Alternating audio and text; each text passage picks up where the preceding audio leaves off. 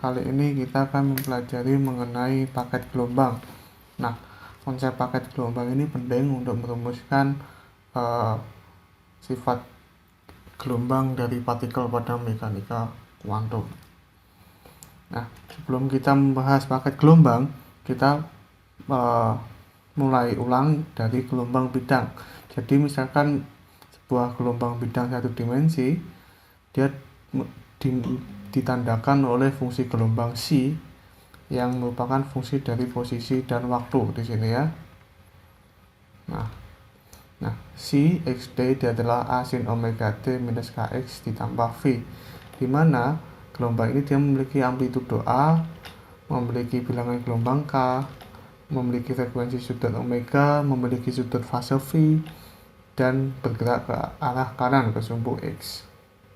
Nah, apabila gelombang bidang ini bergerak dalam 3 dimensi, maka sini dia merupakan fungsi dari ruang dan waktu gitu kan. Dan juga yang namanya bilangan gelombang ini dia menjadi vektor gelombang karena memiliki setiap komponen di masing-masing komponen ruangnya gitu. Jadi gelombang ini dia memiliki amplitudo A, memiliki frekuensi sudut omega, sudut fase V, vektor gelombang K, dan bergerak di arah 3 dimensi.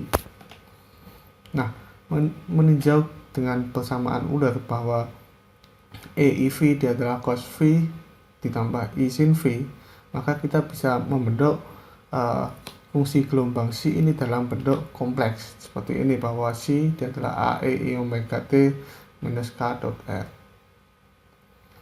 Nah, sekarang apa itu paket gelombang? Nah, jadi paket gelombang itu dia adalah gelombang yang disusun oleh superposisi banyak gelombang dengan bilangan gelombang dan amplitudo yang berbeda-beda. Jadi misalkan ada C1 dan C2. Nah, untuk mencari hasil superposisinya kita jumlahkan. C dia adalah C1 ditambah C2. Kita memiliki bentuk seperti ini. Dengan sifat penjumlahan kosinus kita bisa mendapatkan bentuk seperti ini, di mana omega 1 minus omega 2 ini dia tidak lain dia adalah delta omega, K1 minus K2 tidak lain adalah delta K, dan omega 1 ditambah omega 2 per 2 dia adalah omega rata-rata, K1 ditambah K2 dibagi 2 dia adalah K rata-rata gitu kan. Sehingga kita bisa bentuk dalam seperti ini. Nah, untuk mengetahui bagaimana kecepatan dari paket gelombang ini, jadi kita definisikan dua kecepatan. Yang pertama adalah kecepatan grup. Kecepatan grup tidak lain dia adalah selisih hasil bagian atas perubahan perubahan frekuensi sudut dengan perubahan bilangan gelombang. Nah, apabila perubahannya sangat kecil atau kontinu, maka kita bisa lakukan turunannya. Begitu pula yang kedua yaitu kecepatan fasa. Kecepatan fasa itu dia tidak lain dia adalah kecepatan gerak dari gelombangnya omega per K seperti yang kita ketahui. Nah, jadi untuk membedakan kecepatan grup dan kecepatan gelombang, kita bisa tinjau gambar ini. Misalkan dua buah gelombang C1 dan C2 disuperposisikan akan mendapatkan bentuk seperti ini kan. Nah, yang mana kecepatan grup? Kecepatan grup itu dia adalah yang ini. Jadi kecepatan grup itu tidak lain dia adalah kecepatan yang besar ini, yang gelombang besar ini. Sedangkan kecepatan fasa dia adalah kecepatan yang di dalamnya ini. Gitu. Nah, untuk melihatnya seperti ini.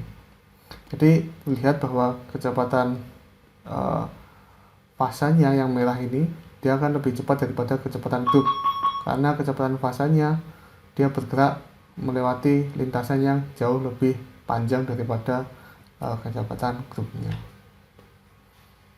Nah, misalkan sebuah paket gelombang tersusun dari tak hingga gelombang yang disuperposisikan. Nah, setiap gelombang penyusun memiliki bilangan gelombang yang berbeda dan amplitudo yang berbeda. Misalkan amplitudonya bergantung pada bilangan gelombang GK di sini.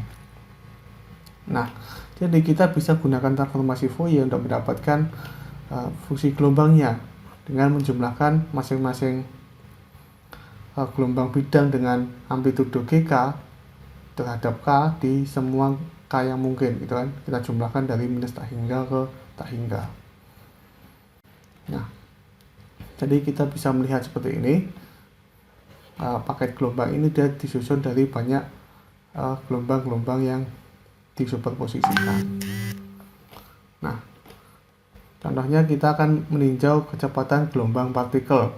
Jadi kita bisa mengetahui dari hipotesis de Broglie bahwa P sama dengan momentum, dia adalah H bar kali bilangan gelombang. Sedangkan kita memiliki kesetaraan energi massa relativistik bahwa E sama dengan mc kuadrat sama dengan H bar omega. Nah, kecepatan fasa partikel dia adalah omega per K, tidak lain dia adalah mc kuadrat per H bar dibagi dengan P per H bar. Ini kita coret, kita dapatkan seperti ini, dan P dia tidak lain dia adalah mv, kita coret m nya dan kita dapatkan seperti ini.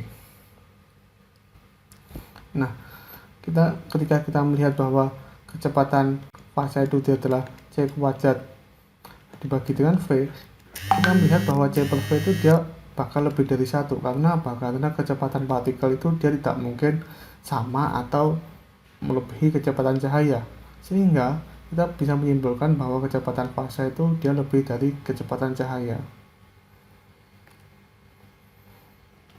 Nah, sedangkan kecepatan grup partikel dia adalah d omega per dk, kita kalikan H bar di pembilang dan penyebutnya, kita memiliki seperti ini, di mana H bar d omega dia adalah energi dan H bar dk dia adalah momentum. Nah, untuk mencari dE per dP, kita tinjau relasi kesetaraan energi momentum seperti ini. Nah, di mana berarti E dia adalah PC kuadrat ditambah M0 C kuadrat pangkat setengah gitu kan. Jadi dE per dP dia turun setengahnya, ini E kan, jadi ini 2PC turunannya ini dia adalah C, dia tidak lain dia adalah PC kuadrat dibagi dengan E gitu. Mana PC kuadrat dibagi dengan E tidak lain adalah kecepatan dari partikel itu sendiri. Nah, jadi kecepatan fasa gelombang partikel dia melebihi kecepatan cahaya. Meskipun dia melebihi kecepatan cahaya, dia tidak melanggar dari postulat Einstein mengenai relativitas khusus, di mana tidak ada suatu benda yang memiliki kecepatan melebihi kecepatan cahaya, karena kecepatan fasa itu bukanlah benda, dan kecepatan fasa itu dia tidak membawa energi maupun informasi sama sekali gitu. Nah, sedangkan kecepatan gelombang partikel dia adalah kecepatan grupnya, karena kecepatan grupnya dari gelombang partikel sama dengan kecepatan partikel tersebut gitu.